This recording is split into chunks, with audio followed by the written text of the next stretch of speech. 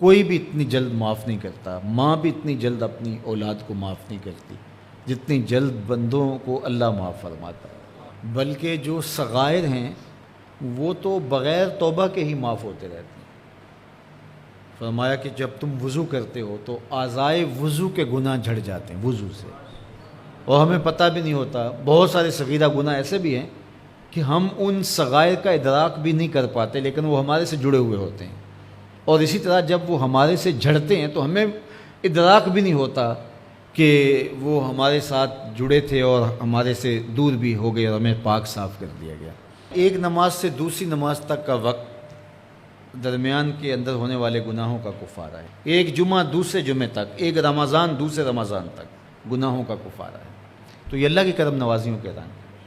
بلکہ فرمایا ہم نے تم کو جو بڑے گناہوں سے منع کر رکھا ہے، اگر تم ان گناہوں سے اپنے آپ کو بچا لو تو ہم اس کے صلے کے اندر تمہارے چھوٹے گناہ ویسے ہی معاف کر دیں گے۔ ایک تو ہے کہ تم وضو کرو گے تو جھڑیں گے، ایک تو یہ ہے کہ تم کچھ اعمال کرو گے تو اس کی برکت سے یہ گناہ ساتھ جھڑ جائیں گے، لیکن اگر تم بڑے گناہوں سے بچتے رہو گے تو ہم تمہاری اس بات کا اعزاز تمہیں دیتے ہوئے کہ تمہیں اللہ کے حکم کا پاس ہے اور تم بڑے گناہوں سے بچ رہے ہو، اور جو چھوٹے گناہ تم سے سرزد ہو گئے ہم اس بڑے گناہ سے بچنے کی وجہ سے وہ ویسے ہی تمہارے سے ہٹا دیں گے، تمہیں صاف کر دیں گے اس طرح۔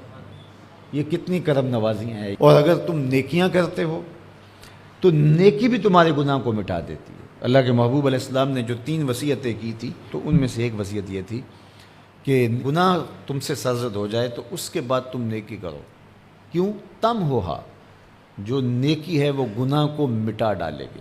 یہ کیسا اس کا الوہی انتظام ہے کہ ہمارے گناہوں کو مٹانے کے لیے کتنے سامان رکھیں۔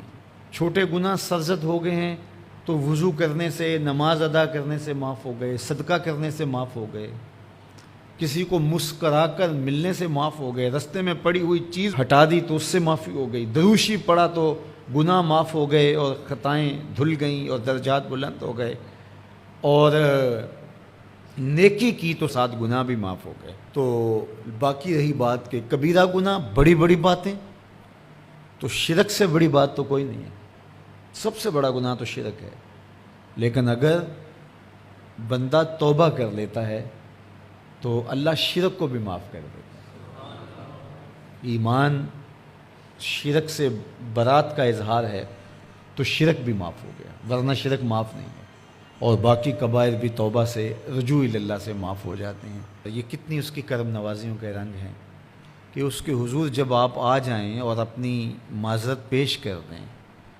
تو وہ بندے کو شرمندہ نہیں کرتا کہ تم نے یہ کیا۔ جب بندہ کوئی جرم کر بیٹھتا ہے، کسی سے زیادتی کر بیٹھتا ہے اور حقیقی زیادتی ہوتی ہے، تو پھر اس کے پاس جاتے ہوئے ڈرتا ہے کہ اس کا رد عمل کیا ہوگا۔ میں نے یہ زیادتی کی، واقعتاً زیادتی کی، اب اس کا سامنا کرتے ہوئے ڈرتا ہے کہ جب میں جاؤں گا معاف کرے گا نہیں کرے گا، دونوں امکان ہوتے ہیں۔